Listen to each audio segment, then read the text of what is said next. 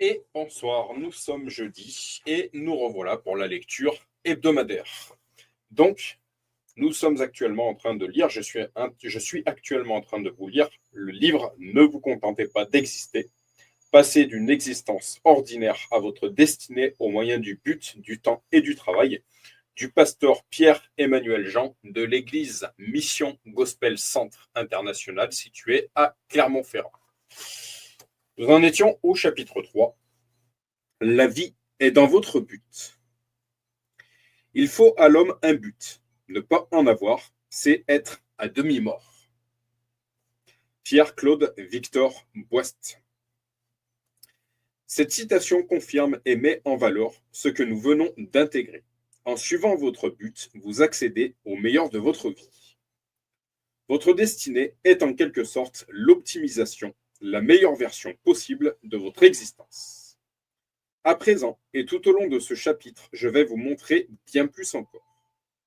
Aimez-vous ce que vous avez appris? Si la lecture des points précédents vous a déjà rendu fébrile, alors restez attentif. Car ce qui va vous conduire encore au-delà. Alors restez attentif, car ce qui suit va vous conduire encore au-delà.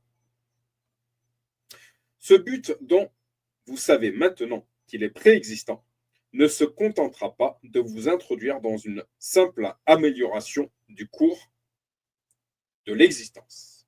Choisir un objectif de vie qui vous plaît, vous stimule et qui développe vos compétences peut vous procurer un certain épanouissement. Mais je vais vous parler ici de quelque chose de complètement différent, de beaucoup plus profond et réel. Une mesure de vie existe dans votre but. D'ordre quasiment physiologique, elle sera engendrée lorsque vous entrerez dans votre appel. Vous allez en éprouver la puissance. En effet, la personne que Dieu avait en vue comme modèle quand il vous a conçu sommeille en vous jusqu'à ce jour. Elle n'est toujours pas née tant que vous n'êtes pas entré dans votre but. Ce jour-là, vous accoucherez de vous-même, en quelque sorte. Donc, recevrez littéralement une nouvelle mesure de vie, de capacité, etc. Plus exactement, vous entrerez en contact et en possession de cette mesure. Elle était déposée et latente en vous, mais vous en viviez séparé jusqu'ici.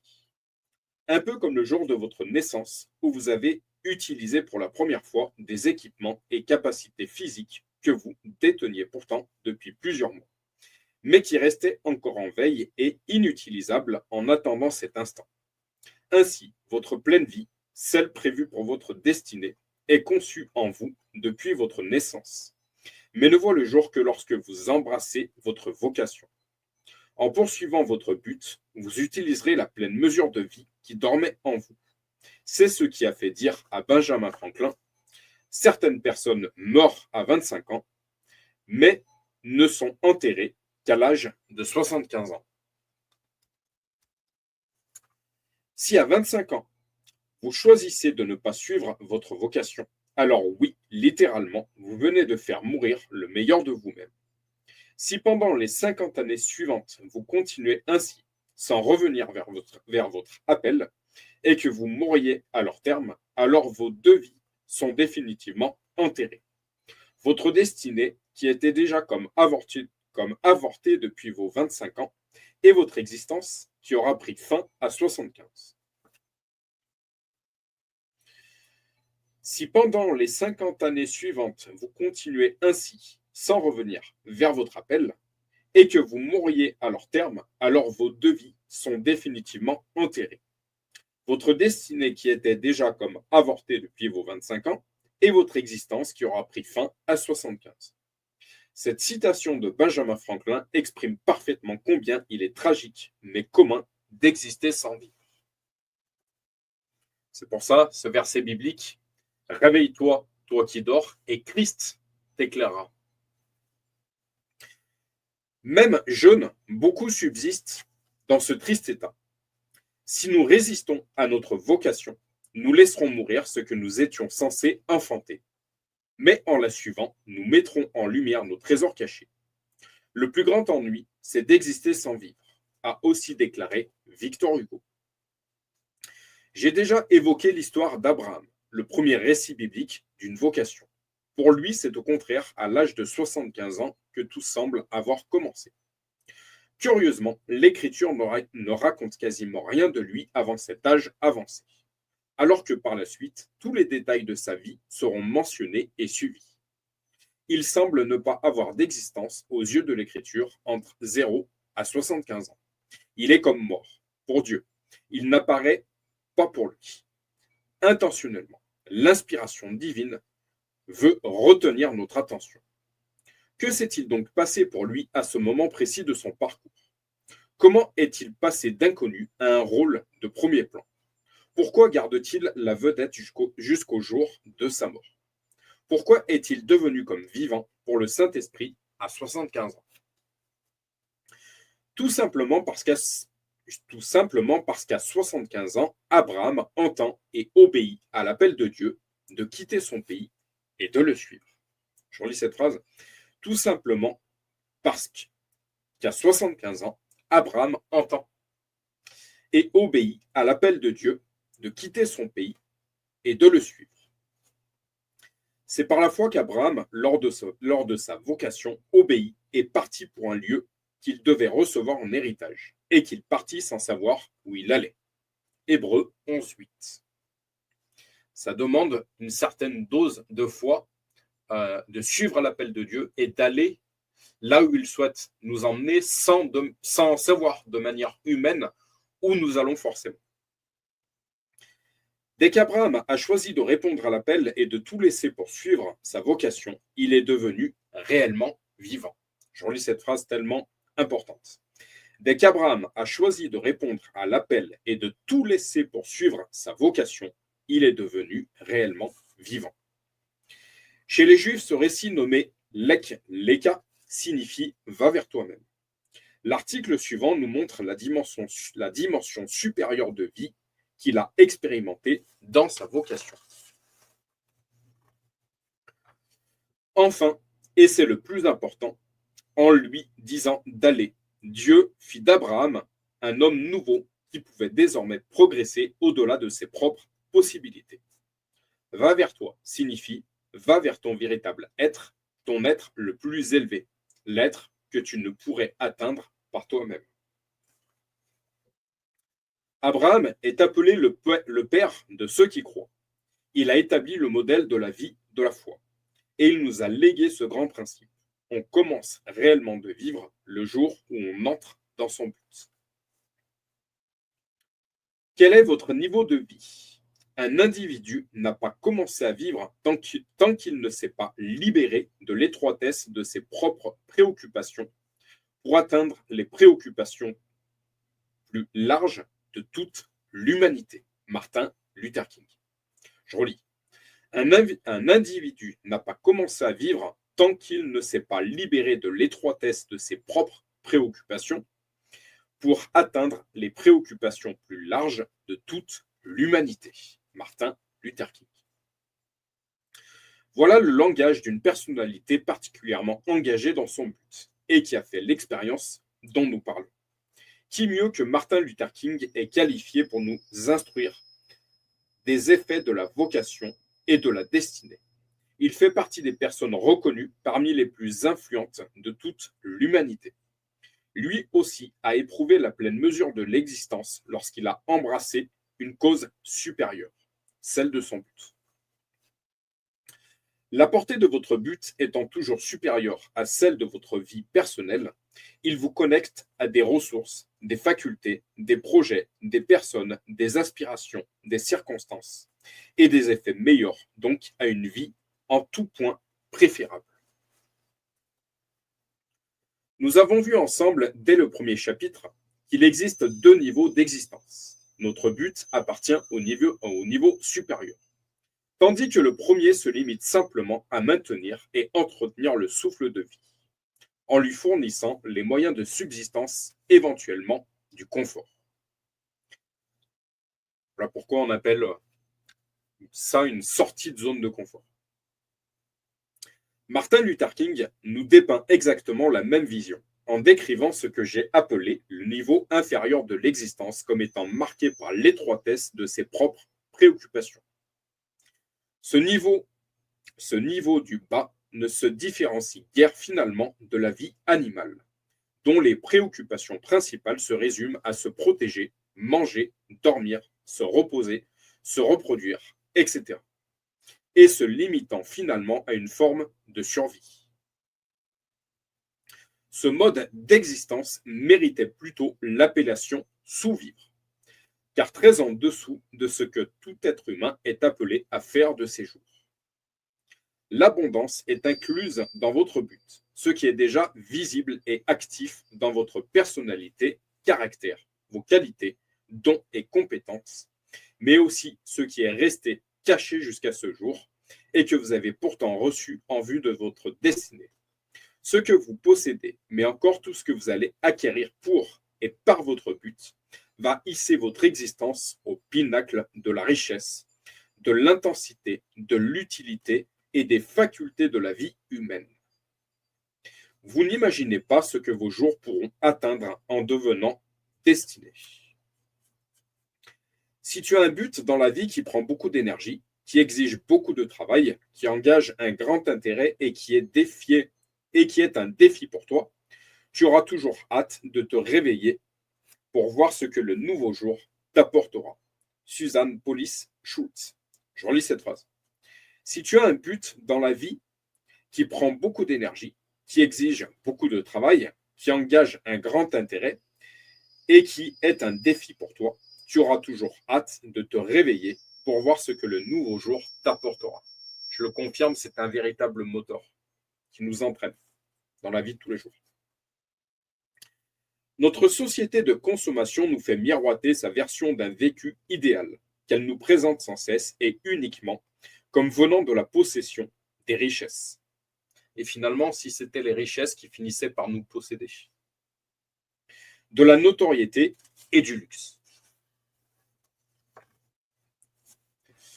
Elle crée l'illusion que le niveau suprême de l'existence est réservé aux privilégiés qui détiennent suffisamment d'argent pour s'y élever et en jouissent en consommant à volonté. Elle nous pousse dans la course à augmenter notre niveau de vie pour acheter frénétiquement, toujours plus et toujours plus cher. Quelle trahison de langage dans cette expression. Le niveau de vie, qui ne signifie en réalité que le niveau des moyens d'existence, autrement dit, la quantité d'argent. L'idéal que la société de consommation projette n'est qu'un mirage, un leurre, pour entraîner le maximum de monde à ses propres fins.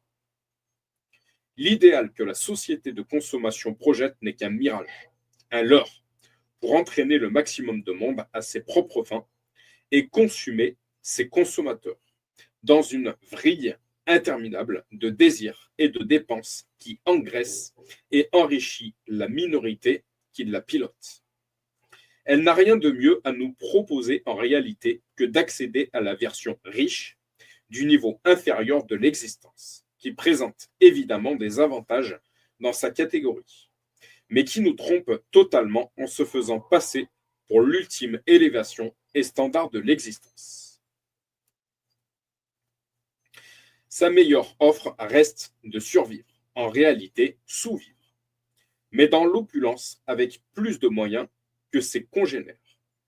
Elle nous propose comme idéal de faire partie de la classe dominante du niveau de vie animal, en quelque sorte de devenir les rois des animaux. Penser que plus de richesses augmenterait l'essence et la puissance de notre vie et pourrait nous conduire vers la plénitude et l'épanouissement serait une grossière erreur. Jésus lui-même a déclaré que la vie d'un homme ne dépend pas de ce qu'il possède, fût-il dans l'abondance. Luc 12,15. Ne tombez pas dans ce piège. La richesse de ce que vous serez devenu et que vous communiquerez autour de vous par votre appel fera la différence et vous donnera réellement la vie, mais pas la quantité de biens que vous posséderez. Nous avons autant besoin de raisons de vivre que de quoi vivre. L'abbé Pierre. De plus, De plus, je vous montrerai plus loin pourquoi poursuivre votre destinée entraînera finalement une suffisance, voire une profusion de ressources matérielles. Donc, ne craignez rien et poursuivez votre but avec une entière confiance.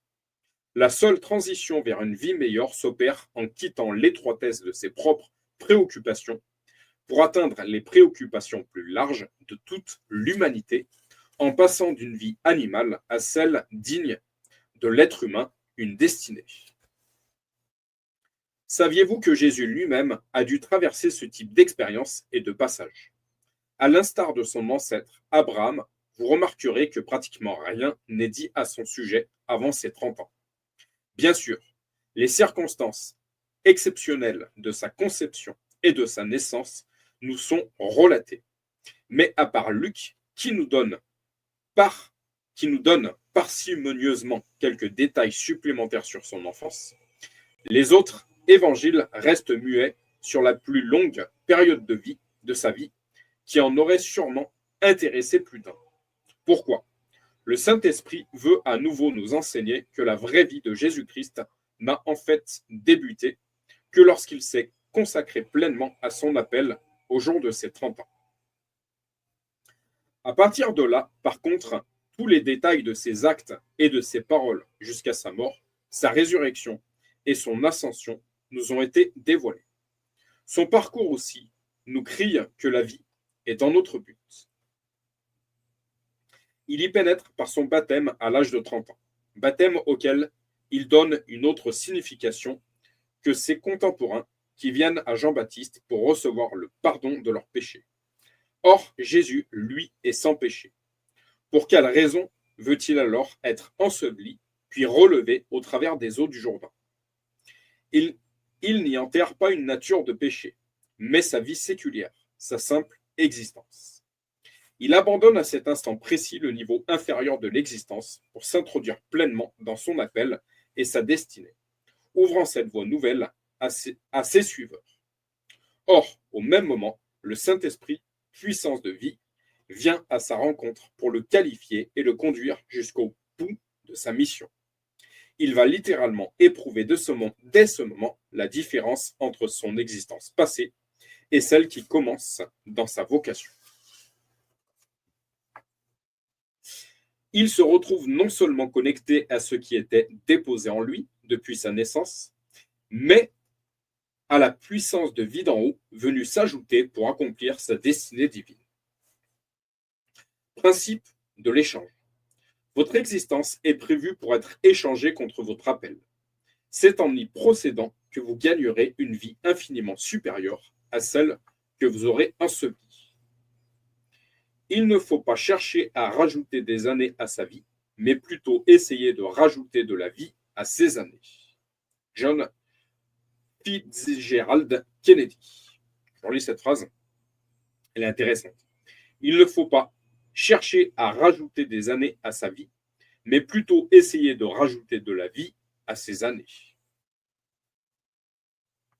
Jésus-Christ nous l'a prouvé et enseigné. Son temps sur terre a été court, mais ses années étaient remplies de vie et de la vie d'en haut. Il a échangé sa vie pour sa destinée, en quittant une vie ordinaire pour s'engager dans sa vocation. Il a déclaré avoir suivi un principe général de l'existence qui nous concerne tous. En vérité, je vous le dis, si le grain de blé tombé en terre ne meurt pas, il reste seul. Mais s'il meurt, il porte beaucoup de fruits. Celui qui aime sa vie la perdra, et celui qui déteste sa vie dans ce monde la conservera pour la vie éternelle. Jean 12, 24, 25. Cette sagesse, le Créateur en a donné l'illustration à tous, même illettrés, Cette sagesse, le Créateur en a donné l'illustration à tous, même illettrés, qui ont l'occasion de voir ce miracle de la vie se répéter sous leurs yeux. Ce message clair, parfaitement imaginé par cette loi de la botanique, est simple. C'est en perdant la graine, en l'enterrant, en renonçant à ce qu'elle pourrait m'apporter maintenant, et en croyant qu'en la semant, je l'amènerai à une vie supérieure, que je vais effectivement profiter de ce résultat. Sa vie augmente, quand sa vie augmente quand je l'échange. Je la retrouve en la perdant. La vie véritable et abondante se trouve dans votre but. Et il vous faudra échanger votre existence contre votre vocation pour vous en saisir. De même que de grands personnages sont passés au niveau supérieur le jour même où ils ont choisi de s'engager entièrement dans leur appel, vous aussi, en prenant le même chemin, vous commencerez à vivre, à devenir réellement vivant, avec des ressources élargies pour un but élargi. Vous cesserez alors d'être le but de votre existence pour devenir serviteur du but sublime que vous aurez choisi de suivre. Dieu est dans votre but. Le plus fort coefficient multiplicateur de vie qui se déclenche lorsque vous vous donnez à votre but reste l'accompagnement spécial de sa présence. Nous avons sûrement tous entendu parler au moins une fois de l'omniprésence de Dieu, le fait que Dieu est présent partout à la fois. Cependant, cette vérité peut nous sembler plus théologique que pratique. L'enfant de Dieu fait l'expérience très concrète de cette présence, en lui, mais aussi en commun, selon Matthieu 18-20 par exemple. En effet, là où 2 ou 3 sont rassemblés en mon nom, je suis au milieu d'eux. Mais il existe un accompagnement plus spécial réservé à ceux qui accomplissent leur appel. Non seulement le réconfort personnel, mais la puissance leur sont assurées en vue de la réussite de leur mission. La destinée nous étonne en mettant en œuvre le meilleur de nous, que nous ne soupçonnions pas. Plus encore, elle nous introduit au potentiel de la présence de Dieu que nous n'expérimentions pas en dehors de notre appel. Cette promesse de sa présence accompagnant de façon spéciale ses envoyés a répondu constamment à toutes leurs objections et pourvu à tous les besoins inhérents à leur mission. L'exemple de Jésus-Christ reste le plus frappant. Bien que né de Dieu et connaissant son but dès sa jeunesse, le revêtement de puissance nécessaire à cette destinée ne lui est venu qu'au moment précis où il est ressorti des eaux du baptême. Il venait d'y ensevelir sa simple existence pour se consacrer pleinement à son appel. Alors la puissance de la présence divine est descendue sur lui, l'a enveloppé et accompagné dès cet instant. Dieu était déjà avec lui depuis sa naissance.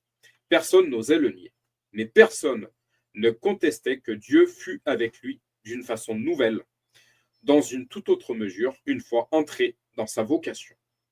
Il est notoire qu'aucun miracle ni acte de puissance n'a eu lieu jusqu'au jour de son entrée dans son appel, tandis qu'ils se sont manifestés avec une grande profusion à partir de ce moment. Vous savez comment Dieu a déversé une onction de Saint-Esprit et de puissance sur Jésus de Nazareth, qui allait de lieu en lieu, en faisant le bien et en guérissant tous ceux qui étaient sous la domination du diable, parce que Dieu était avec lui. Acte 10-38. Son exemple montre que la puissance de vie divine accompagnera ceux qui prendront leur place dans leur appel et destinée. Car nous aussi avons la promesse de recevoir ce revêtement du Saint-Esprit. Beaucoup de chrétiens pentecôtistes et charismatiques qui, par définition, se réclament de cette glorieuse expérience, en oublient cependant la partie essentielle. C'est uniquement dans le cadre de leur vocation et en vue de celle-ci que ce revêtement est donné, afin d'accomplir la mission divine. Jésus n'avait nul besoin d'une puissance de vie supérieure pour travailler comme charpentier, ni pour aller à la synagogue chaque semaine. Vous non plus. La puissance d'un tel revêtement n'est pas indispensable au niveau inférieur de l'existence, mais elle vous couvrira dès que vous choisirez de poursuivre votre but. S'il est question de barboter dans la joie d'une expérience spirituelle ou religieuse, si son utilisation se limite à la vie de l'Église sans basculer dans votre destinée, alors ce baptême de l'Esprit demeure très restreint et totalement différent de celui de Jésus. Ces deux baptêmes, eau et esprit, étaient reliés dans la vie et dans l'enseignement de Jésus-Christ. Son baptême d'eau signifiait l'ensevelissement d'une vie limitée à soi et à ses préoccupations personnelles, et celui de l'esprit renaître avec puissance en vue de sa destinée. Quitter l'une de ces vies est indispensable pour faire l'expérience de l'autre. Son cas n'est pas isolé, mais représente celui de tous les héros de la foi qui suivirent leur destinée en obéissant pleinement à leur appel. Moïse, Josué, Gédéon, Samuel, David, les 12 apôtres, l'apôtre Paul, et tous ceux qui s'y sont engouffrés à leur suite par la même promesse, restez ouvertes. Allez, faites de toutes les nations des disciples, baptisez-les au nom du Père, du Fils et du Saint-Esprit, et enseignez-leur à mettre en pratique tout ce que je vous ai prescrit. Et moi, je suis avec vous tous les jours, jusqu'à la fin du monde. Matthieu 28, 19, 20. Martin Luther King fit lui aussi l'expérience du soutien surnaturel de cette présence tout au long de sa vocation. Et son épouse Coretta nous partage son témoignage lors d'une occasion bien particulière. Je me souviens d'un jour particulièrement difficile où Martin est rentré complètement épuisé par le stress et les tensions éprouvées en conduisant le mouvement autour du boycott des bus de Montgomery. En plein milieu de cette nuit, il fut réveillé et violemment menacé au téléphone, comme c'était souvent le cas lors de ces événements. Mais cette fois était de trop pour lui. Après avoir raccroché, il se leva pour se préparer du café. Il se mit à s'inquiéter sérieusement pour sa famille et le poids de tous les problèmes que suscitait notre mouvement sembla comme écraser son âme. Martin prit sa tête entre ses mains, s'agenouilla sous la table de la cuisine et cria à Dieu d'une voix forte. « Seigneur, je me suis levé pour ce que j'estime être juste. Le peuple a besoin de moi à sa tête. Si je me présente sans vigueur ni courage, ils abandonneront. Je suis à bout de force. Je n'ai plus rien. Je n'ai plus de force. Je ne pourrai pas y arriver tout seul. » Il m'a raconté plus tard, à ce moment même, j'ai expérimenté la présence de la puissance divine comme jamais je ne l'avais vécu auparavant. Il me semblait pouvoir entendre une voix me dire « Tiens ferme pour la justice, tiens ferme pour la vérité, et Dieu sera à tes côtés pour toujours. » Lorsque Martin se releva de dessous cette table, il était rempli d'un sentiment de confiance renouvelée et prêt à tout affronter. Coretta King. Vous non plus ne serez jamais seul pour affronter les défis inhérents à votre appel, puisque vous aurez échangé votre existence contre ce but préexistant. Celui qui vous y a appelé sera alors avec vous, et la puissance de sa présence vous épaulera pour manifester les résultats qui surpasseront le meilleur de vos capacités, qui étonneront tous ceux qui en seront les témoins, et qui permettra à cette cause pour laquelle vous vous battez de progresser.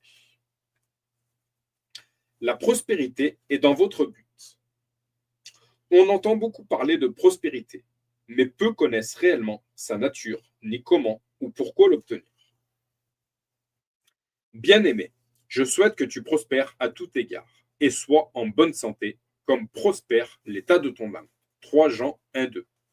Cet écrit de l'apôtre Jean nous enseigne principalement 2 choses.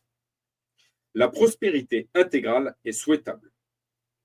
Maladie et pauvreté ne représentent pas ce que la Bible nous souhaite, ni ce que Dieu a voulu pour aucun être humain sur Terre. En réalité, notre planète déborde de richesses, dont certaines ne sont pas encore connues. Elle est suffisante pour prendre soin de ses habitants. La prospérité complète dont il est question concerne tous les domaines de notre vie, à tout égard, dont 2 en particulier qui sont très importants. La santé physique et celle de notre âme, c'est-à-dire notre être intérieur, notre mental, notre état psychologique et spirituel. Cette prospérité dépend de celle de notre âme. Voilà une vérité cruciale mais inattendue. La prospérité extérieure et matérielle est en proportion de notre prospérité intérieure. Je fais écho avec ce verset. Cherchez premièrement le royaume de Dieu et sa justice, et tout le reste vous sera donné par-dessus tout. Donc, elle est prévue pour une âme qui se développe, qui grandit, qui devient meilleure, plus noble, plus altruiste, plus aimante, plus vraie, etc. La promesse d'abondance dont il est question ici n'a rien de commun avec le désir malsain d'enrichissement personnel à des fins égoïstes. L'amour de l'argent ou des richesses, la cupidité sont condamnés avec raison par l'Écriture comme une forme d'idolâtrie. Qu'est-ce que la prospérité? Le dictionnaire Larousse la définit ainsi. État de ce qui est prospère, marqué par l'expansion et l'abondance. État de quelqu'un qui est dans une situation favorable sur le plan économique ou celui de sa santé. Synonyme: développement, essor, expansion. Aisance, bonheur, fortune, opulence, richesse, réussite. Ainsi, une saine prospérité, telle qu'elle vient d'être décrite et promise, est souhaitable et vous sera utile pour atteindre vos objectifs. L'excellente nouvelle qu'il me tarde de vous partager maintenant, c'est qu'il existe déjà un arrangement spécialement conçu pour vous qui avez choisi de poursuivre votre but et d'entrer dans votre destinée. Forcément, puisque vous n'avez pas encore lu ce livre, vous n'avez certainement jamais entendu parler du SSD. C'est pourtant le meilleur système jamais conçu qui fonctionne parfaitement et à l'échelle mondiale. Pionnier en a la matière. Il a été longuement concurrencé par ses adversaires, mais il a subsisté car son offre reste totalement unique et inégalée parmi ses rivaux. SSD signifie système de soutien des destinées, en anglais DSS, Destiny Support System. Ce système a été conçu et élaboré uniquement en faveur des personnes concernées par leur but et prêtes à tout pour l'accomplir. Ce système de soutien a pour fonction vous mettre en relation avec toutes les ressources nécessaires à votre mission, à cette prospérité promise dont nous venons de parler. Rappelez-vous qu'au chapitre 2, vous avez découvert la préexistence de votre but. Dites-vous bien qu'une compagnie suffisamment prévoyante et intelligente pour anticiper à ce point la direction et les qualifications de votre existence en a aussi prévu les conditions matérielles adéquates. Personne n'est jamais envoyé en mission à ses propres frais, mais bénéficie toujours du soutien de sa compagnie. Ce système très avantageux et génial a démontré de longue date son efficacité universelle par les services qu'il fournit au quotidien à la vue et au su de tous. Malgré une telle publicité et la fiabilité des résultats obtenus, la population lui reste pourtant majoritairement indifférente. De façon étonnante, selon un récent sondage effectué parmi ceux qui connaissent et ont entendu parler du système SSD et de ses avantages, peu ont néanmoins choisi d'y avoir recours. Par contre, 100% de ses utilisateurs s'estiment totalement satisfaits et ne changeraient pour rien au monde. Ne vous troublez pas et ne m'en voulez pas. J'ai effectivement inventé et créé de toutes pièces le nom de SSD. Et toute cette petite histoire.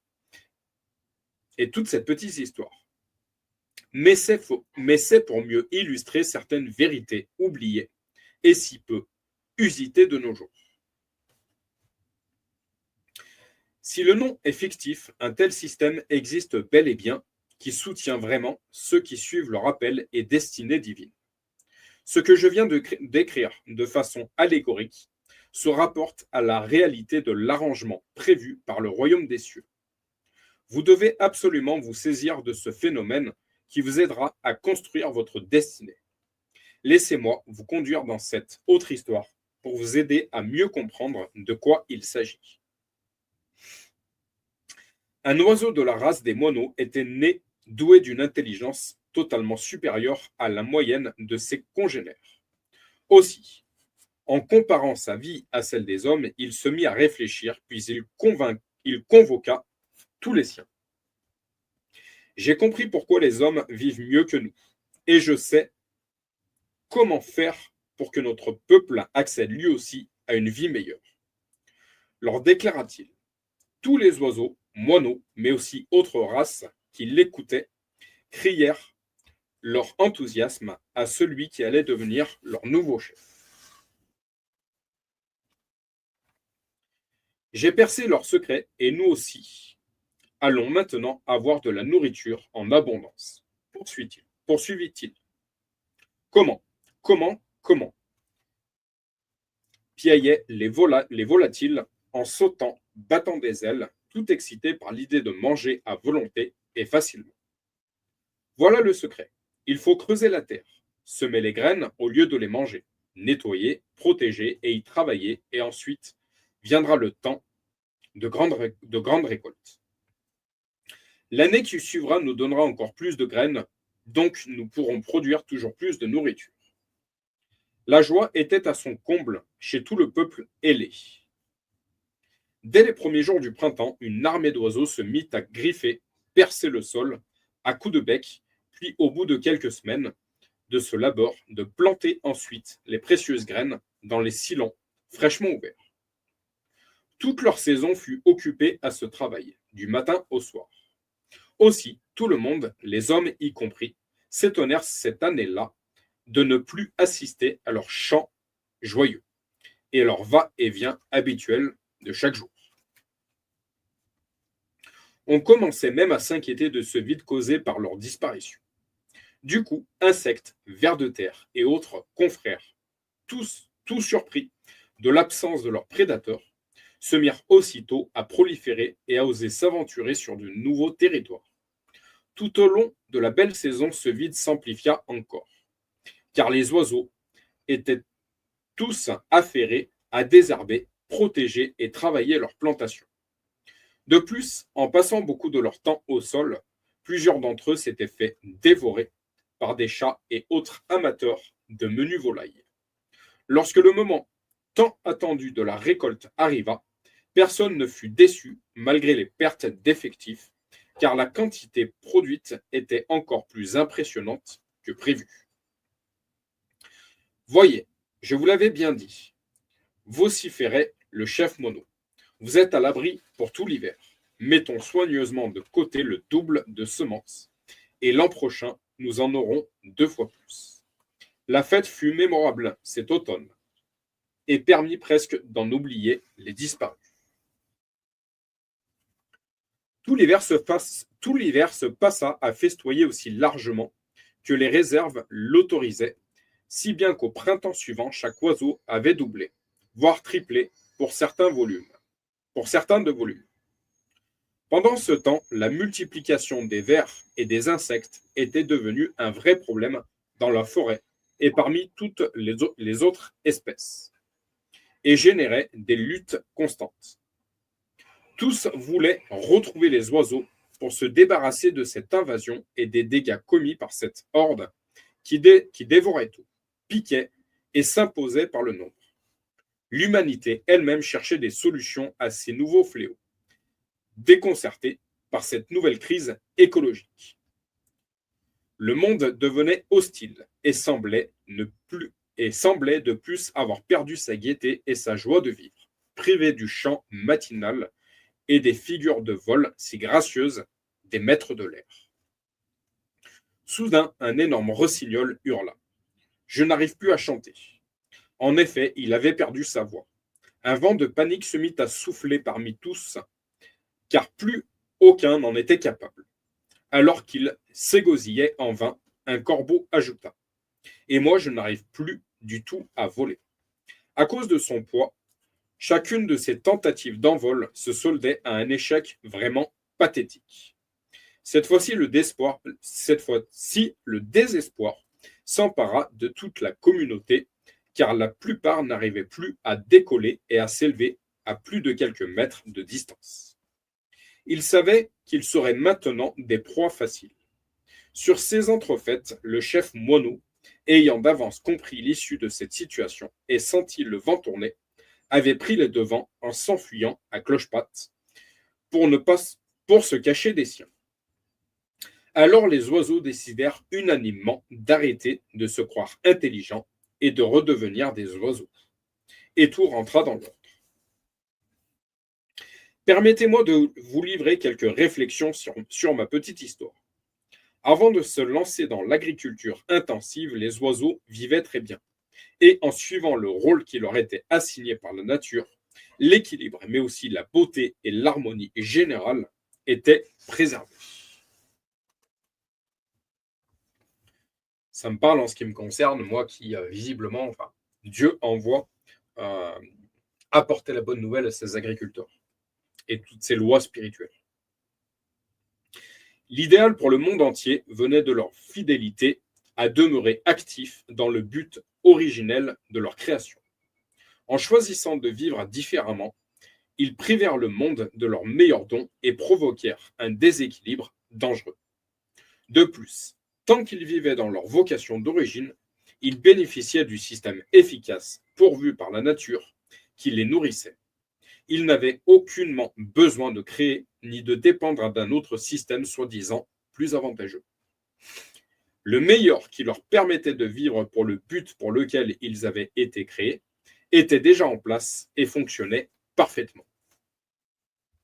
Bienvenue au SSD. Savez-vous que ce même système est fonctionnel aujourd'hui? Savez-vous que les oiseaux n'en constituent pas les seuls bénéficiaires? Qu'en est-il des créatures des mers, des fleuves, de la terre entière?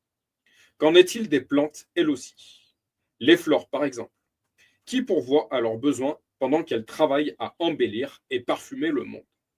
Comment font les arbres fruitiers qui dédient leur temps à nous nourrir, pour se nourrir eux-mêmes? Et si les hommes pouvaient connaître et utiliser un tel système, qui assiste quiconque fonctionne dans le but pour lequel il est venu sur terre? Je relis cette phrase. Et si les hommes pouvaient connaître et utiliser un tel système, qui assiste quiconque fonctionne dans le but pour lequel il est venu sur terre, c'est précisément l'offre de notre Père que très peu reconnaissent pourtant. Jésus dit ensuite à ses disciples, c'est pourquoi, je vous le dis, ne vous inquiétez pas pour votre vie de ce que vous mangerez, ni pour votre corps de ce dont vous serez habillés. La vie est plus que la nourriture, et le corps plus que le vêtement. Observez les corbeaux. Ils ne sèment pas et ne moissonnent pas. Ils n'ont ni cave, ni grenier, et Dieu les nourrit. Vous valez beaucoup plus que les oiseaux. Qui de vous peut, par ses inquiétudes, ajouter un instant à la durée de sa vie? Si donc vous ne pouvez rien faire, même pour si peu, pourquoi vous inquiétez-vous du reste? Observez comment poussent les plus belles fleurs. Elles ne travaillent pas et ne tissent pas. Cependant, je vous dis que Salomon lui-même, dans toute sa gloire, n'a pas eu d'aussi belle tenue que l'une d'elles. Si Dieu habille ainsi l'herbe qui est aujourd'hui dans les champs et qui demain sera jetée au feu, il le fera d'autant plus volontiers pour vous, gens de peu de foi. Et vous ne cherchez pas, et vous ne cherchez pas ce que vous mangerez, ni ce que vous boirez, et ne soyez pas inquiets. En effet, tout cela, ce sont les membres des autres peuples du monde qui le recherchent. Votre Père qui sait que vous en avez besoin. Votre Père sait que vous en avez besoin. Recherchez plutôt le royaume de Dieu, et cela vous sera donné en plus. N'ayez pas peur, petit troupeau, car votre Père a trouvé bon de vous donner le royaume. Luc 12, 22-32. Ce passage n'est pas une invitation à la paresse, mais au contraire, une réorientation de nos efforts, de notre travail et de notre recherche envers d'autres buts. Cette nouvelle direction se fonde sur les ressources issues d'un système de soutien que j'ai appelé plus haut SSD. Jésus enseigne ici à ses disciples de ne pas tomber dans l'erreur générale d'avoir pour but simplement de survivre et de travailler à s'en procurer les moyens. Mais il montre qu'en suivant leur appel et en recherchant les buts du royaume éternel de Dieu par leur vocation et en y travaillant, ils pourront dès lors compter sur le système lui aussi préexistant et prévu pour les soutenir. Il nous encourage tous à avoir confiance dans ce système qui a fait ses preuves dans la nature et en nous décrivant quelques-uns de ses résultats quotidiens. Les deux exemples qu'il nous propose, les oiseaux du ciel et les fleurs des champs, s'appliquent respectivement aux deux besoins fondamentaux de son époque, la nourriture et le vêtement.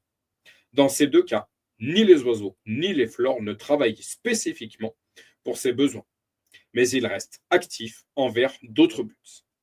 Et ce faisant, leurs besoins sont pourtant pourvus.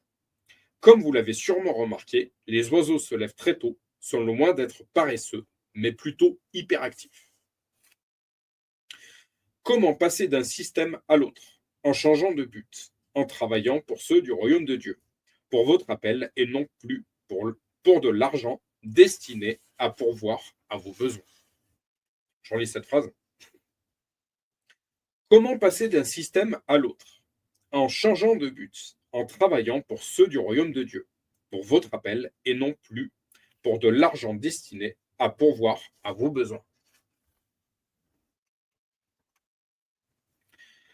Chers amis lecteurs, c'est une immense nouvelle. Non seulement votre vocation vous conduit vers la vie avec un V majuscule et ses meilleurs effets, mais elle vous connecte aux ressources matérielles et aux arrangements du royaume de Dieu. Jésus a commandé fermement aux siens de ne pas vivre pour les moyens de subsistance, comme le font les autres, mais pour le but du royaume de Dieu qui leur a été assigné, comme lui-même l'a pratiqué. Échanger notre existence pour seulement gagner de quoi l'entretenir ne peut pas correspondre au mode voulu par le Créateur et Père que nous connaissons. Il a prévu un arrangement largement supérieur que nous démontre chaque jour sa création. Tout être qui vit pour le but pour lequel il a été créé bénéficie des moyens de subsistance qui lui sont nécessaires. Je relis cette phrase. Tout être qui vit pour le but pour lequel il a été créé bénéficie des moyens de subsistance qui lui sont nécessaires. Échanger votre vie pour survivre serait donc une très mauvaise affaire. Le choix de sagesse consiste à échanger votre vie pour votre destinée, car vous trouverez non seulement la vie avec un V majuscule abondante, dont nous avons déjà examiné les avantages, mais en plus les ressources indispensables à votre appel, ainsi que vos moyens de subsistance. Telle est la vision divine et la seule définition biblique de la prospérité. Cherchez premièrement le royaume de Dieu et sa justice, et tout cela vous sera donné en plus. Suivre votre but fait que les ressources vous suivent. Je relis. Suivre votre but fait que les ressources vous suivent. Ainsi, la prospérité divine appartient aussi à votre but. Pour avoir choisi ce mode de vie depuis une trentaine d'années, je pourrais remplir des pages entières d'anecdotes et de témoignages surprenants qui confirment ces affirmations. Non seulement ma vie personnelle, mais l'œuvre dont je m'occupe fonctionne avec succès sur ce principe. Je relis cette phrase. Non seulement ma vie personnelle, mais l'œuvre dont je m'occupe fonctionne avec succès sur ce principe. Bien sûr, une multitude d'autres en sont témoins avec moi. Alors, êtes-vous prêt à rejoindre le SSD? Point clé du chapitre 3. Votre destinée est en quelque sorte l'optimisation, la meilleure version possible de votre existence. Vous ferez l'expérience d'une mesure supérieure de vie dès que vous intégrerez votre but. Un individu n'a pas commencé à vivre tant qu'il ne s'est pas libéré de l'étroitesse de ses propres préoccupations pour atteindre les préoccupations plus larges de toute l'humanité. Élever votre niveau de vie ne signifie pas posséder plus de richesses, mais élever le niveau des valeurs de vos buts de vie. La vie, avec un V majuscule spirituel abondante et sa puissance sont réservées à ceux qui passent par l'abandon d'une simple existence pour se donner à leur vocation. Votre existence doit être échangée contre votre appel. Cessez d'être le but de votre existence. Devenez serviteur du but supérieur qui en est la raison. Il existe un système parfaitement conçu pour vous soutenir matériellement et assurer votre prospérité afin de vous libérer à poursuivre votre but. Contre quoi êtes-vous en train d'échanger votre existence actuellement? La vie véritable et abondante se trouve dans votre but.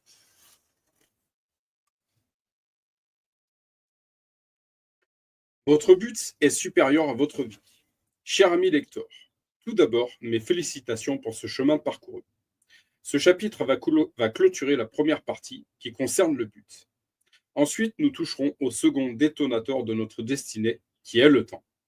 Ici, vous allez vous rendre compte de la valeur suprême de votre but, et ce faisant, du sens profond et véritable de l'existence. Tout commence parce que vous avez saisi des chapitres 1 et 2, à savoir que vous avez un but et que ce but est préexistant. Vous vous souvenez comment Jérémie a découvert sa raison d'être quand son Créateur la lui a dévoilée. Vous avez alors compris avec lui, en lisant le début du chapitre 2, que chaque personne fait irruption sur cette planète avec un but, une mission qui lui a été attribuée par le Créateur. De plus, c'est en pensant aux détails de cette mission que ses mains vous ont façonné et parfaitement équipé de manière à vous doter de toutes les aptitudes nécessaires à sa réalisation. Est-ce bien clair dans votre esprit? Sinon, je vous encourage à relire les pages 26 et 29 donc, du livre et à les parcourir attentivement. Allez-y, je vous attends, car elles posent le fondement sur lequel nous allons bâtir à présent. Êtes-vous prêts? Alors, continuons. Voici la pierre d'angle de ce nouveau chapitre, puisque votre but existait avant vous, puisqu'il est la raison de votre venue sur Terre, puisque Dieu a d'abord pensé à votre mission, aux besoins auxquels il voulait répondre, et qu'il vous a ensuite désigné en vue de cette tâche, alors ce but est supérieur à votre existence. Nous connaissons tous le dicton: la fin justifie les moyens. Il décrit ce même principe. La raison et le but d'une chose sont plus importants que les moyens utilisés pour les obtenir. Par exemple, on utilise plusieurs matériaux pour fabriquer un avion. Toutefois, sa valeur finale ne se réduit pas à la somme du matériel et du travail nécessaire à sa fabrication. Car son utilité, sa finalité, à savoir la capacité de voler, est sans commune mesure avec le prix du matériel. Autre exemple, le savoir d'un chirurgien sauve une vie. Là encore, la qualité du but, du résultat obtenu, sont sans comparaison avec la valeur des moyens mis en œuvre. De même, votre but est la raison de votre venue au monde. Il en est l'objectif et votre existence en est le moyen. Ce but et son impact forment le résultat final que votre existence est capable de produire, et leur valeur surpasse celle de votre simple vie. Il est tellement important pour vous de le comprendre que je ne saurais minimiser ce point. Permettez-moi de le mettre davantage en lumière. Grandeur de votre mission. Votre vie n'a pas été envisagée à son commencement en partant de votre point de vue, mais du point de vue de votre Créateur. Or, il vous a été commissionné sur cette terre pour solutionner des problèmes spécifiques. Reprenons l'exemple de la vocation de Moïse, que nous avons déjà étudié. Il lui a fallu des années pour découvrir son identité et sa destinée, ainsi que de l'accepter, bien que des signes avant-coureurs de son appel se soient manifestés 40 ans avant qu'il s'y engage. Néanmoins, la véritable origine de son appel ne remontait pas à Moïse. Longtemps après que le roi d'Égypte mourut et les enfants d'Israël gémissaient, longtemps après le roi d'Égypte mourut et les enfants d'Israël gémissaient encore sous la servitude et poussaient des cris. Ces cris que leur arrachait la servitude montèrent jusqu'à Dieu. Dieu entendit leur gémissement et se souvint de son alliance avec Abraham, Isaac et Jacob. Dieu regarda les enfants d'Israël et il en eut compassion. Exode 2, 23-25. C'est pour répondre aux cris de son peuple que Dieu a suscité Moïse comme libérateur. Les livres de l'Exode et des Actes racontent comment Dieu plaça une marque spéciale sur cet enfant. Ses parents, en le voyant, choisirent de risquer leur vie en cachant leur bébé. puis de l'envoyer avec foi sur le Nil. Moïse fut donc choisi en vue de solutionner l'énorme souffrance de tout un peuple en captivité. Sa mission n'avait pas pour origine son indignation personnelle, ni pour motif de se faire une situation ou un nom. Elle venait du désir de Dieu de libérer son peuple de l'esclavage.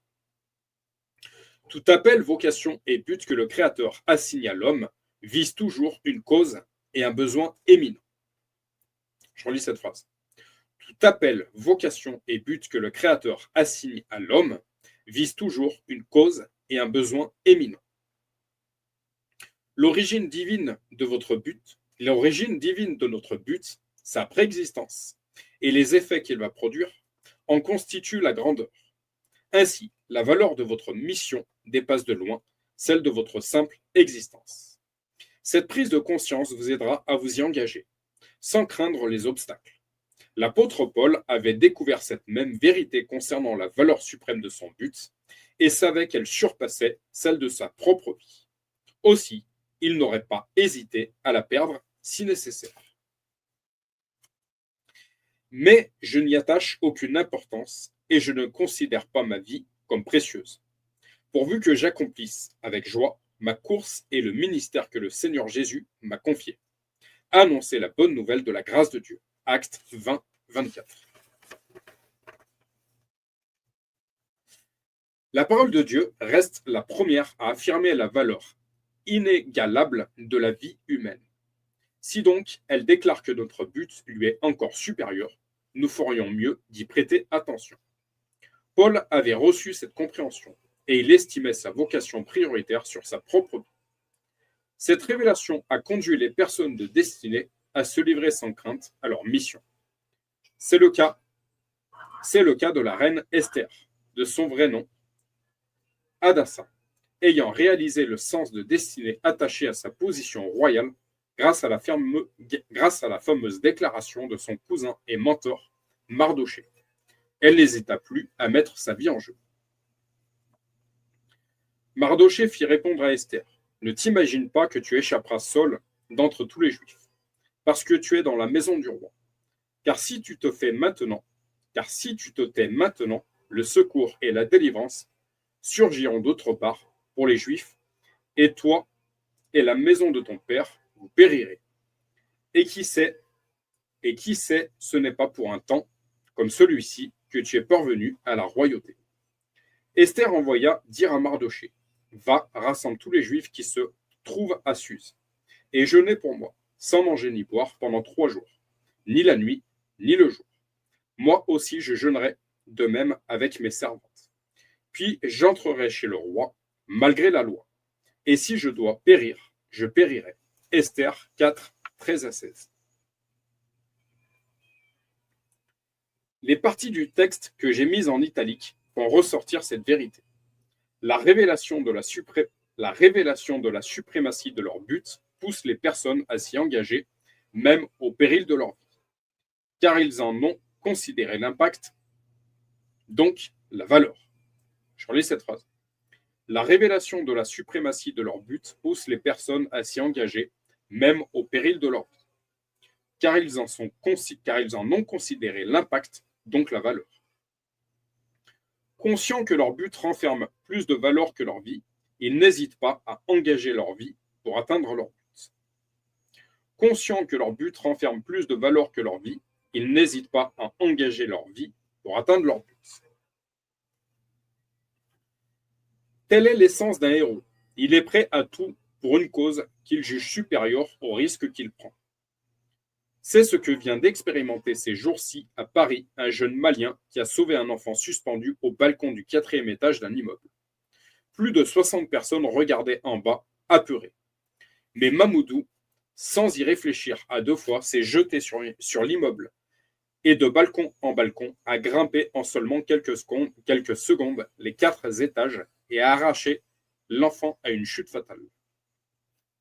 Je me rappelle effectivement de cet exploit. Aide-toi et le ciel t'aidera. C'est seulement après coup qu'il a réalisé son acte et qu'il s'est mis à trembler de peur. Selon ses propres dires, voir qu'il pouvait sauver une vie l'a poussé à l'acte, sans penser à lui.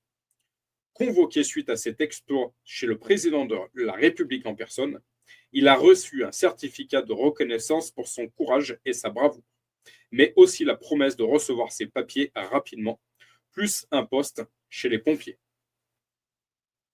Il a ainsi vécu l'expérience de l'héroïsme en risquant sa vie pour une cause supérieure, mais aussi celle d'un second principe que je vais détailler et qui concerne toute personne qui marche dans son but. La valeur et la réputation de ce jeune homme, jusque-là totalement inconnu, ont soudainement explosé en vertu de son acte de bravoure. Non seulement a-t-il été promu au rang de héros national, mais la grandeur de son geste s'est comme ajoutée à sa vie. En l'échangeant pour un but, sa vie perdue a été aussitôt transformée en prenant la valeur du but qu'il a atteint. C'est exactement ce qui a lieu lorsque vous donnez votre vie pour votre but. Votre vie s'imprègne alors littéralement de la valeur de ce but. Votre but donne sa valeur à votre vie. Quelle vérité puissante! La valeur et la renommée de Moïse ne sont pas venues de ses propres ambitions, ni de ses ressources ou richesses humaines, ni même de ses réalisations personnelles. Seul le but pour lequel Dieu l'avait choisi a déterminé sa place dans l'histoire des personnes comme Abraham. Je relis cette phrase. Seul le but pour lequel Dieu l'avait choisi a déterminé sa place dans l'histoire. Histoire avec un H majuscule. Des personnes comme Abraham, Moïse ou même Jésus-Christ ne sont pas devenus légendaires uniquement parce qu'ils étaient croyants. Le fait d'endosser leur vocation et de s'y donner totalement a permis au but prévu d'avance pour eux de les élever à sa hauteur et de leur conférer sa propre valeur, faisant d'eux des personnages historiques pour toujours. La grandeur de ces personnages est venue de celle du but qu'ils ont achevé. Dieu est bon et bienveillant. Il a toujours nos meilleurs intérêts en vue. Aussi, chaque échange qu'il nous propose est toujours à notre avantage. Connaissant la valeur suprême de notre but, il nous propose d'échanger notre existence vaine et sans distinction contre une vocation et une destinée d'envergure, dont l'impact sur d'autres créera une renommée et une valeur durable à notre compte également. Regardez les termes de son alliance avec Abraham. L'Éternel dit à Abraham, va-t'en de ton pays, de ta patrie et de la maison de ton père, dans le pays que je te montrerai. Je ferai de toi une grande nation, et je bénirai, je rendrai ton nom grand, et tu seras une source de bénédiction. Je bénirai ceux qui te béniront, et je maudirai ceux qui te maudiront, et toutes les familles de la terre seront bénies en toi. Genèse 12, 1, 3. Échanger votre ordinaire contre votre appel ajoutera donc la valeur sublime de la cause et du but de Dieu à votre histoire. Échanger votre ordinaire contre votre appel ajoutera donc la valeur sublime de la cause et du but de Dieu à votre histoire. C'est l'idée du Créateur pour ses enfants. En observant l'histoire de l'humanité, vous vous rendrez très vite compte de ce principe récurrent. Chacun de ces héros, en se donnant à son appel et au service de ce but préexistant, a été redéfini et réestimé au-delà de la classe humaine ordinaire. La valeur du but s'associe à toute existence qui en accepte les exigences. Cette existence est alors sublimée et s'élève au-dessus des normes en tant que destinée. La valeur du but s'associe à toute existence qui en accepte les exigences. Cette existence est alors sublimée et s'élève au-dessus des normes en tant que destinée. La grandeur qu'une telle destinée apporte au monde devient aussi sienne pour toujours. La valeur des héros est rehaussée par leur action. Par exemple, Jésus-Christ lui-même a reçu le nom qui est au-dessus de tout nom. Philippiens 2,9. À cause de la mort qu'il a soufferte, il a en quelque sorte élevé sa propre valeur en accomplissant sa destinée. C'est l'un des effets inhérents à votre but. La mauvaise affaire pour vous serait de renoncer à suivre votre appel en vous limitant à ce qui est commun ou à d'autres fins terrestres du niveau inférieur évoqué plus tôt. Échangez votre vie contre des biens, de l'argent, une situation, du confort, une vie honorable, des avantages, la sécurité, serait non seulement une marque de petitesse, d'aveuglement et de mépris envers les plans de votre Créateur, mais aussi la pire des arnaques pour vous. Vous seriez le premier grand perdant en refusant votre destinée.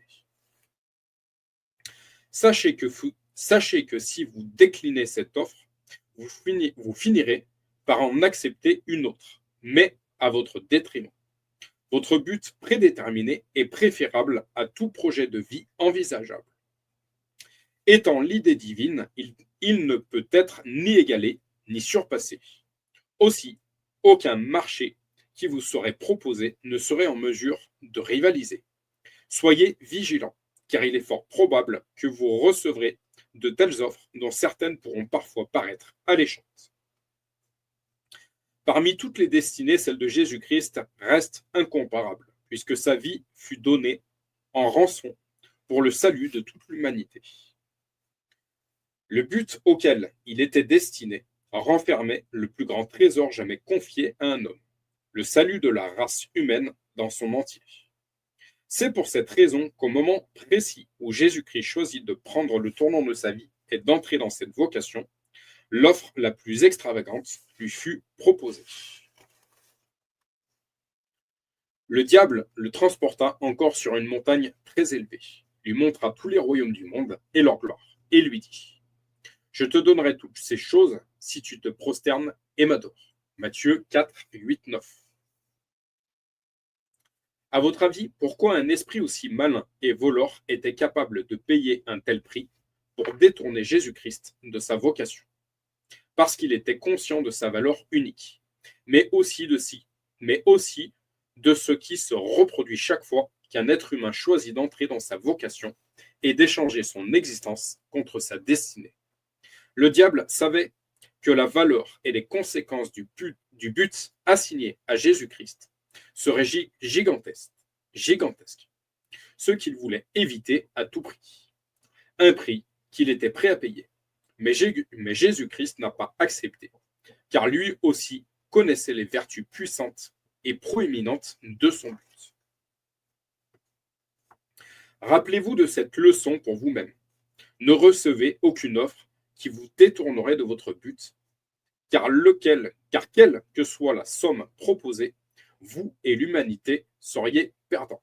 Je relis cette phrase. Rappelez-vous de cette leçon vous-même. Ne recevez aucune offre qui vous détournerait de votre but, car quelle que soit la somme proposée, vous et l'humanité seriez perdants. Au contraire, comprenez-le bien. Le prix qu'on est prêt à vous payer pour vous empêcher de suivre votre appel révèle la grandeur de votre but. Je relis. Au contraire, comprenez-le bien.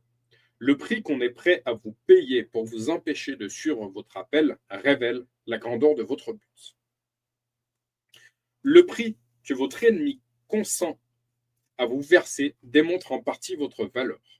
Soyez plus intelligent que lui et suivez votre but.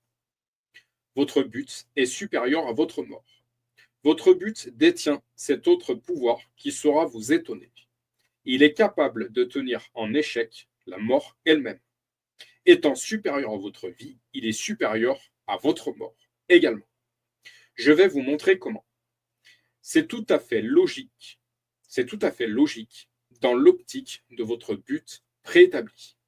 Lorsque votre vie s'écoule pour son but préexistant, la mort ne peut pas vous atteindre tant que votre mission demeure inachevée. La mort ne peut arrêter celui qui poursuit encore son but. Je relis. La mort ne peut arrêter celui qui poursuit encore son but. Donc il y a effectivement danger de ne pas suivre son but. La fin d'une destinée ne peut se produire que quand son but est atteint. Jésus-Christ a affirmé que la mort n'a pas le même pouvoir sur les hommes de destinée que sur les autres. Je le relis. Jésus-Christ a affirmé que la mort n'a pas le même pouvoir sur les hommes de destinée que sur les autres. Regardez ce qu'il répond à ses frères qui ne le prenaient pas au sérieux dans l'évangile de Jean 7, 6. Jésus leur dit, « Mon temps n'est pas encore venu, mais votre temps est toujours prêt. » Quelle déclaration étonnante! Il nous révèle ici que pour l'homme ordinaire qui ne suit pas son appel, la mort peut survenir à tout moment. Tandis que pour l'homme de but et de destinée divine, le temps prévu pour sa fin ne peut arriver avant que ce but soit premièrement accompli. Je relis cette phrase. Il nous révèle ici que pour l'homme ordinaire qui ne suit pas son appel, la mort peut survenir à tout moment. Tandis que pour l'homme de but et de destinée divine, le temps prévu pour sa fin ne peut arriver avant que ce but soit premièrement accompli. Ça me fait écho à ce verset biblique. J'ai un plan parfait pour chacun d'entre vous. Voilà. Et péché veut dire sortir du plan.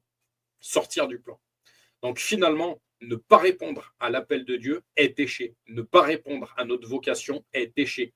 Ne pas répondre à ce pourquoi nous avons été créés est péché. Donc, sortie du plan.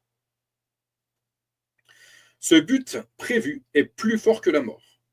Qui ne peut pas le devancer? Jésus-Christ lui-même est mort volontairement aussitôt après avoir accompli son but. Quand Jésus eut pris le vinaigre, il dit « Tout est accompli ». En baissant la tête, il rendit l'esprit. Jean 19, 30. Si vous êtes familier avec la vie de Jésus, vous avez sans doute remarqué qu'on a tenté de l'assassiner plusieurs fois. Un jour, suite à l'une de ses interventions à Nazareth, la foule l'a saisi pour le précipiter du haut d'une falaise. Puis le récit ajoute « Mais lui, passant au milieu d'eux, s'en alla ». Luc chapitre 4, versets 16 à 30.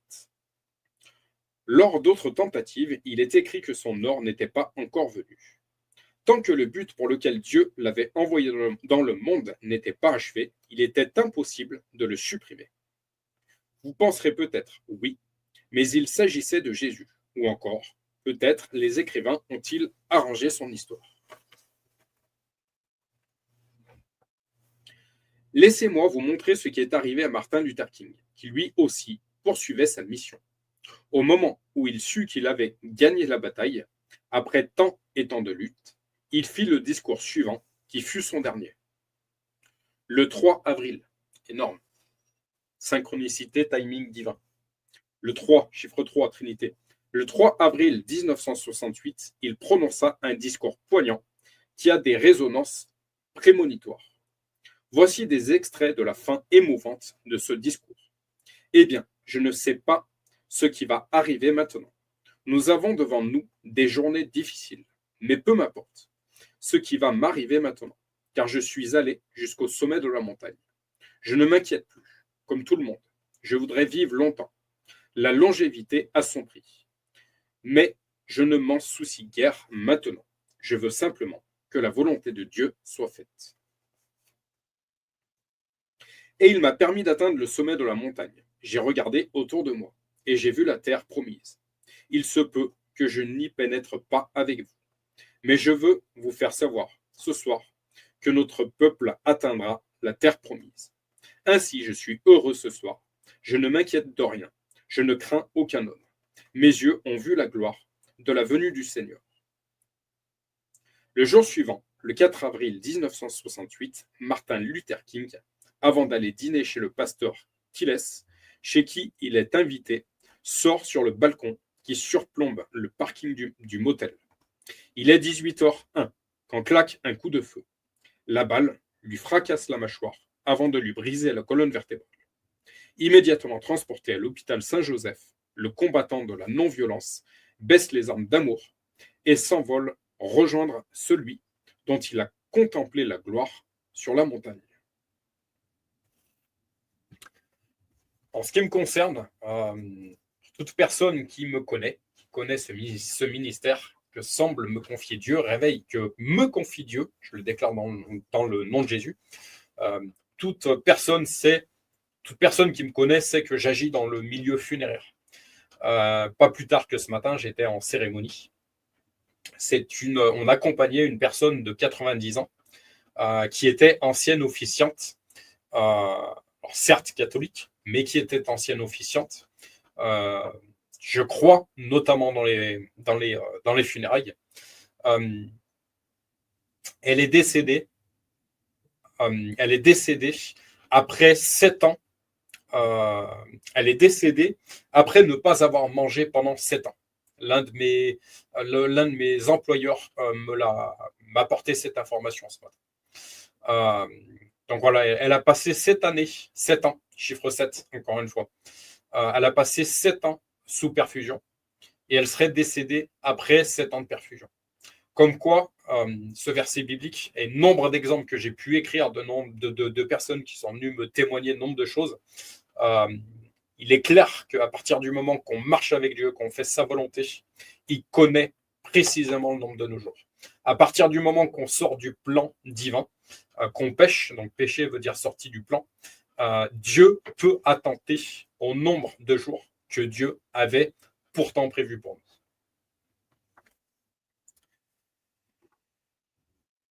nous. Voilà, je continue. Plusieurs tentatives et menaces de meurtre avaient échoué jusque-là. Mais au moment où lui-même déclare qu'il est heureux et même prêt à mourir, car son but est atteint, voilà que le lendemain, une balle met fin à ses jours. Vous voyez, il existe une force que vous ne soupçonnez pas dans la poursuite de votre but. Je relis cette phrase.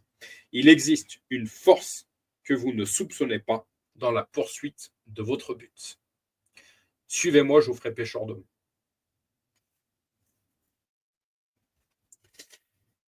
Je vous rassure, ce que je viens de dire ne signifie pas que vous mourrez dans la semaine où vous aurez accompli votre but. Pas du tout. Ce que j'avance, c'est que la mort n'aura aucun pouvoir sur vous tant que votre but ne sera pas atteint. Regardez Paul, dont nous avons déjà pris l'exemple.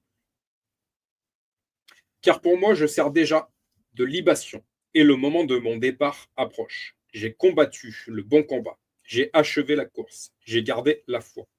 Désormais, la couronne de justice m'est réservée. Le Seigneur, le juste juge, me la donnera dans ces jours-là. Et non seulement à moi, mais encore à tous ceux qui auront aimé son avènement. 2 Timothée 4, 6 à 8. Paul est âgé. Il a achevé son œuvre, sa course. Cependant, il a continué encore jusqu'à ses vieux jours. Dans sa lettre à Philémon, il se qualifiera lui-même de vieillard.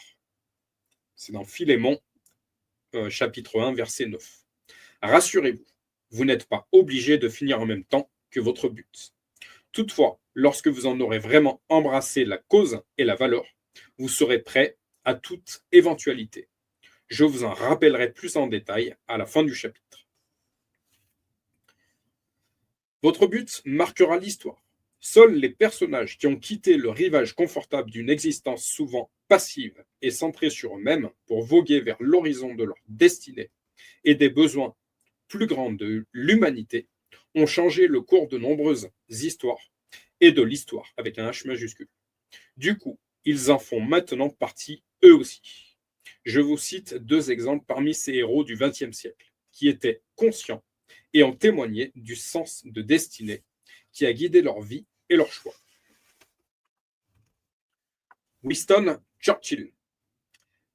La partie la plus importante de la carrière politique de Churchill commença lorsqu'il devint Premier ministre et chef du ministère de la Défense durant la Seconde Guerre mondiale, au moment où les alliés américains et anglais se battaient contre l'axe Allemagne-Italie-Japon. Je me sentais comme en marche avec la destinée, comme si toute ma vie passée n'avait été qu'une préparation en vue de ce moment, écrira Churchill dans le premier volume de son récit de la guerre. Nelson Mandela. Le regretté Nelson Mandela, premier président d'une Afrique du Sud sans apartheid, comprenait vraiment le sens de sa destinée personnelle et son prédécesseur, le président de Kark du temps de l'apartheid, reconnut aussi cette destinée singulière de Mandela lorsqu'en référence à sa libération survenue suite à près de 30 années de détention, il déclare: Monsieur Mandela a parcouru un long chemin pour gravir la montagne, et il se tient à présent au sommet. Un simple voyageur en profiterait pour s'asseoir et admirer la vue. Mais un homme de destinée sait que derrière cette montagne, une autre se cache, puis encore une autre. Le voyage n'est jamais terminé. Nelson Mandela, assurément, a accompli sa destinée en guidant un pays du chaos vers les premières marches de la réconciliation et de la démocratie. Chacun d'eux avait saisi la grandeur et la portée de son but. C'est pourquoi il n'avait pas hésité à s'y préparer pendant de longues et pénibles années. Mandela a passé plus de 27 ans de sa vie en prison, mais il en a fait une formation en vue de son destin. Il a triomphé de la haine et de la vengeance qui auraient pu le ronger, puis l'animer une fois au pouvoir. Et ce succès personnel lui traça la route de la victoire au niveau national. Pourtant, les pires traitements lui furent réservés durant sa détention. Les conditions de vie dans la prison sont très rudes. Les prisonniers sont séparés selon leur couleur de peau. Les prisonniers noirs recevant les plus petites rations. Les prisonniers politiques, dont fait partie Nelson Mandela, sont séparés des criminels de droit commun et ont encore moins de droits. Mandela, étant un prisonnier de classe D, la plus basse classe, il n'a droit qu'à un visiteur et une lettre tous les 6 mois. Cette lettre a souvent été retardée durant une longue période et rendue illisible par la censure de la prison. Il se lave avec de l'eau de mer froide et dort dans une cellule minuscule. Pendant une période de sa captivité, tous les jeudis, les gardiens blancs demandent à Mandela et d'autres prisonniers noirs de creuser une tranchée d'1,80 m de profondeur. Lorsqu'elle est terminée, les gardiens demandent aux prisonniers de descendre dans la tranchée, puis ils leur urinent dessus, avant de leur demander de reboucher la tranchée et de retourner en cellule. Heureusement, Nelson Mandela ne s'est pas laissé gagner ni détruire par la haine et la méchanceté. Comment a-t-il réussi? Il poursuivait un but, une cause suprême, à laquelle il se savait appelé et s'était fermement dédié. Toute ma vie, je me suis consacré à la lutte pour le peuple africain. J'ai combattu contre la domination blanche et j'ai combattu contre la domination noire. J'ai chéri l'idéal d'une société libre et démocratique, dans laquelle toutes les personnes vivraient ensemble en harmonie et avec les mêmes opportunités. C'est un idéal pour lequel j'espère vivre et agir. Mais si besoin est, c'est un idéal pour lequel je suis prêt à mourir. Lui aussi avait saisi l'importance et la valeur suprême de son but et était prêt à en payer le prix ultime. Quand quelqu'un comprend la valeur de son but, il est disposé à en payer le prix, car il sait que ce but inestimable sera toujours plus grand que ce qu'il pourra lui coûter. C'est ainsi que Moïse s'est préparé pendant 40 ans au désert, Jésus-Christ pendant 30 ans, pour un ministère de 3 ans et demi. Également Joseph, comme Mandela, a dû lui aussi traverser bien des humiliations, des trahisons et des années de prison avant d'être élevé dans et par son but ultime. Vous aussi, sachez qu'accomplir votre but et répondre à votre vocation engendrera une destinée qui marquera l'histoire avec un H majuscule. C'est le témoignage de tous ceux qui ont suivi ce chemin. L'impact de votre but est éternel. Toute existence a une fin, mais une destinée est éternelle. Le nom de ceux qui sont entrés dans l'histoire leur suivit, et leur influence reste très présente pour certains, même plusieurs siècles après leur passage. Tandis que pour la plus grande majorité du commun des mortels, leur brève existence passe totalement inaperçue, puis s'enfonce aussitôt dans l'oubli. C'est l'intonation de la voix, je relis cette phrase. Tandis que pour la grande majorité du commun des mortels, leur brève existence passe totalement inaperçue, puis s'enfonce aussitôt dans l'oubli. Comprendre que notre but est plus important que notre vie, outre de nous dévouer entièrement à sa cause, produit une autre conséquence sur nous, celle d'être prêt, s'il le fallait, à aller jusqu'à perdre notre vie pour l'accomplir. Renoncer au but pour épargner ma vie serait encore un mauvais échange, une mauvaise affaire compte tenu de leurs valeurs respectives. Tous les grands personnages que nous avons évoqués l'avaient intégré et plusieurs d'entre eux ont affronté ces situations où ils ont su se dessaisir de leur vie en faveur de leur but.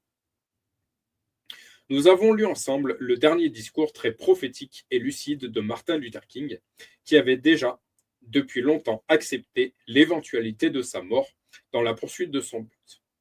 Jésus-Christ lui-même, dès le début, savait que sa mort et ses souffrances faisaient partie intégrante de sa mission pour sauver l'humanité de ses fautes et la racheter pour son Père.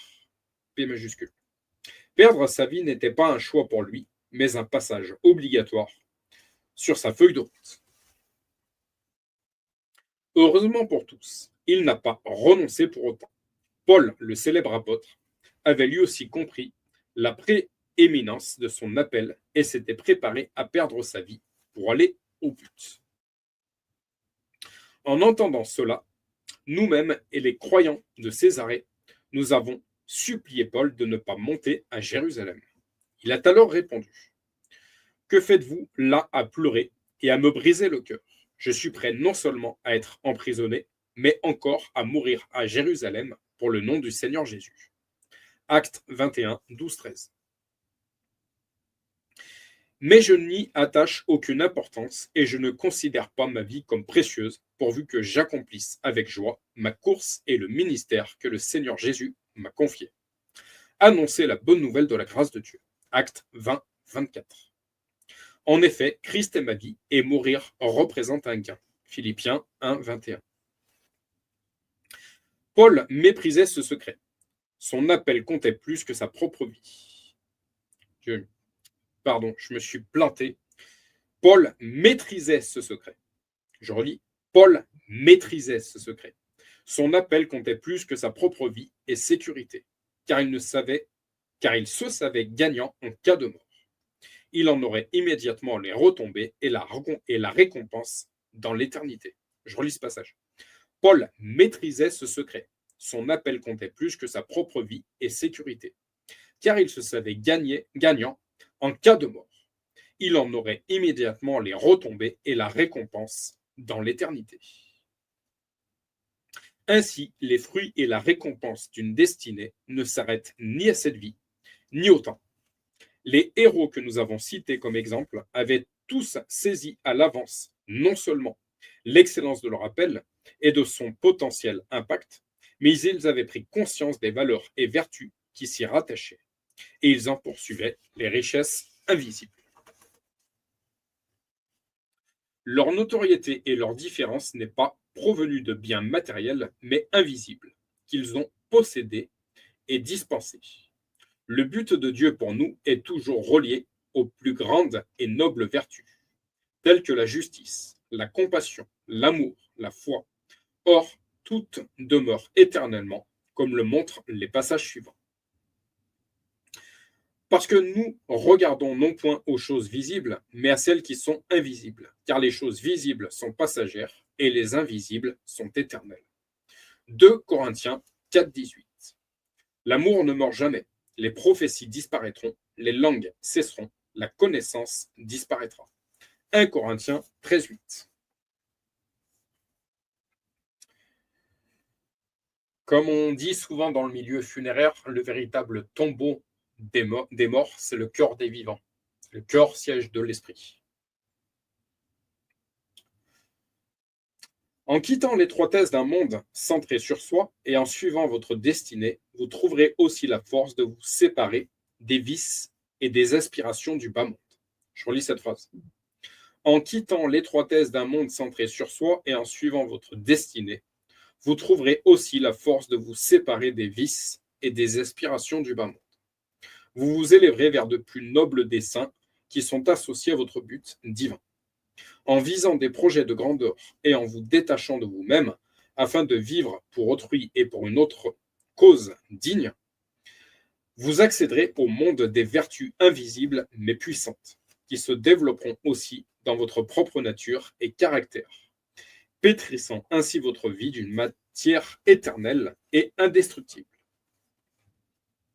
Votre but vous dotera de qualités et d'intentions nouvelles et pures. Il vous attirera dans les hautes sphères des vertus divines. Ainsi, suivre le plan divin opère un tri dans nos ambitions et aspirations et nous forme aux vertus requises qui s'y expriment. C'est ainsi que Moïse, par exemple, qui, plus jeune, avait réagi en tuant l'Égyptien qui frappait un Hébreu, mûrit dans sa vocation jusqu'à devenir l'homme le plus patient ou humble, doux de toute la terre. Joseph changea également en homme.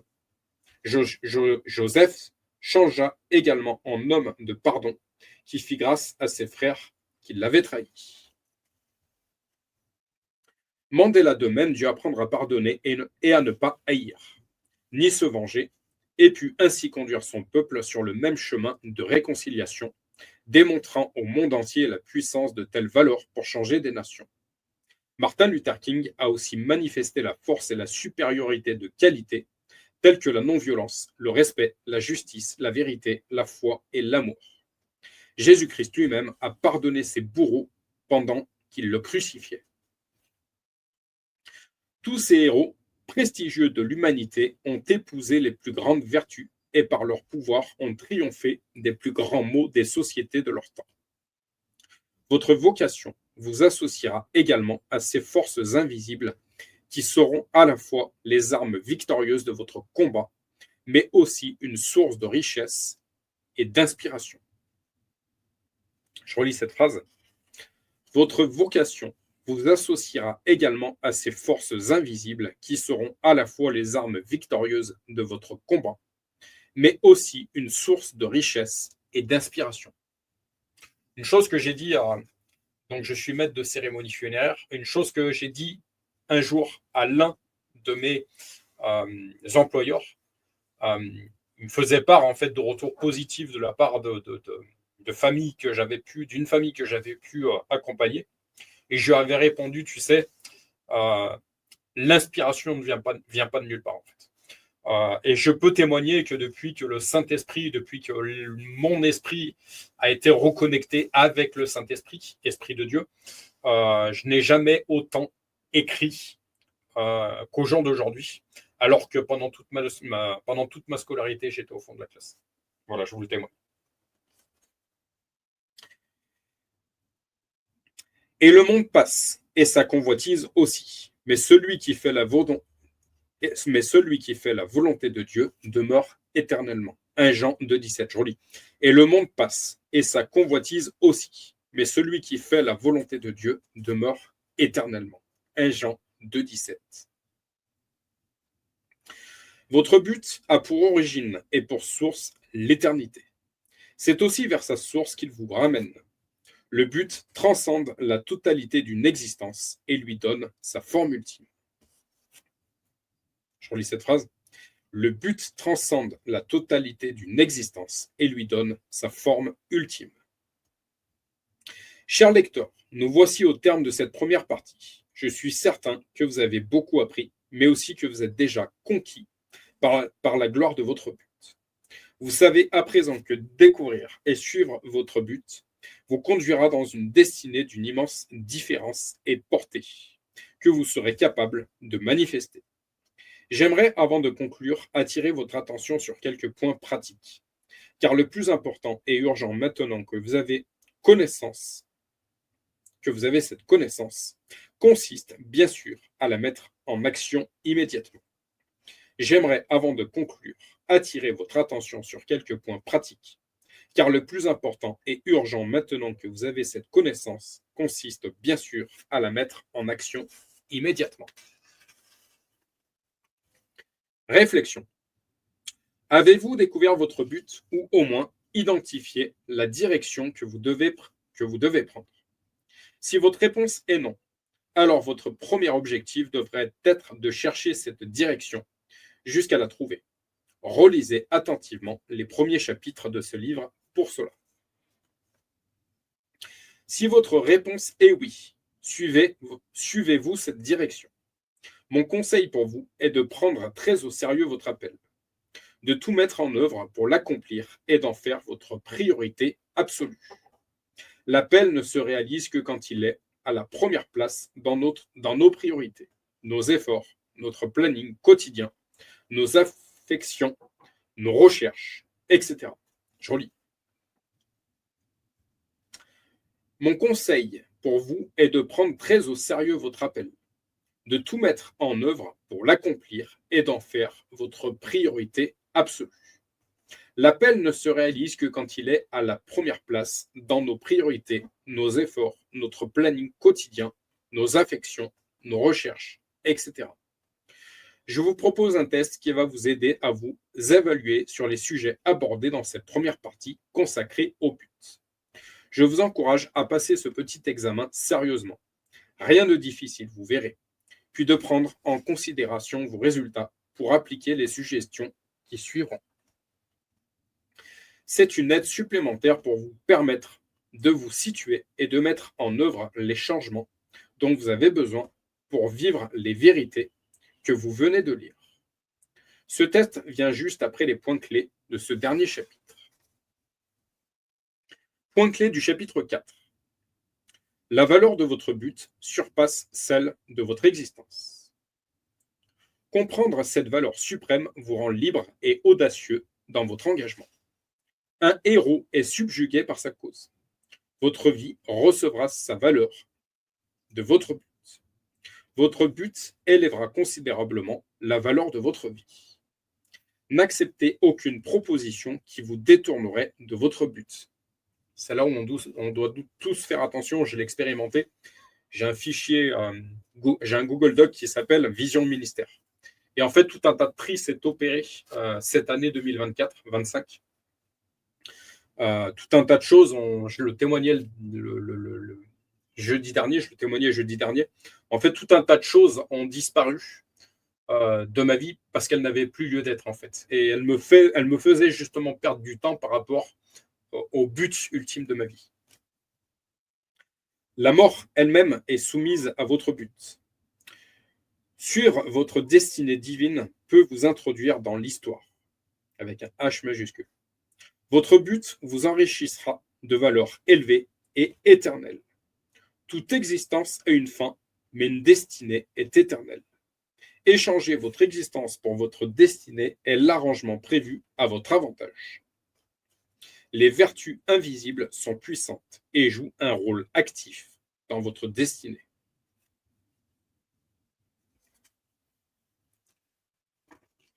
Concernant les points clés, je vais vous les citer. Ça vous aidera peut-être à cheminer dans votre raisonnement. Donc, testez-vous. Question 1. Avez-vous identifié votre but? Réponse A. Je poursuis mes études ou une carrière professionnelle qui me plaît. 0 point. Réponse B. Je fais des recherches et je demande à Dieu. J'ai quelques indications. 1 point. Réponse C. Je sais quel est mon domaine d'appel, mais je n'y suis pas encore engagé à 100%. 2 points. Réponse D. Je suis totalement engagé dans mon appel. 3 points. Donc, pour la première question, avez-vous identifié votre but? La meilleure réponse, la réponse D. Je suis totalement engagé dans mon appel. Question 2. Avez-vous confiance? Faites-vous confiance au SSD? Réponse A. Cette idée me semble trop irrationnelle pour se baser dessus. 0 point. Réponse B. Je ne vois pas concrètement comment l'utiliser, mais j'ai confiance que ça marchera pour moi. 1 point. Réponse C. Je suis en train de commencer à suivre mon appel et je suis en transition pour arriver à en vivre. 2 points. Réponse D. Je travaille à plein temps dans mon appel et pour mon but. Et mes besoins sont pourvus. 3 points. Donc, la meilleure réponse pour la question 2. Avez-vous confiance? Faites-vous confiance au SSD? Réponse D. Je travaille à plein temps dans mon appel et pour mon but. Et mes besoins sont pourvus. 3 points. Troisième question. Contre quoi êtes-vous en train d'échanger votre temps, votre vie? Réponse A. J'ai un job alimentaire et d'autres activités auxquelles je consacre mon temps libre. 0 point. Réponse B. Je passe une partie de mon temps au travail, mais je consacre mon temps libre à mon but, soit environ 30% de mon temps. Un point. J'ai un job, mais je me forme pour pouvoir libérer tout mon temps pour ma vraie vocation. 2 points. Réponse D.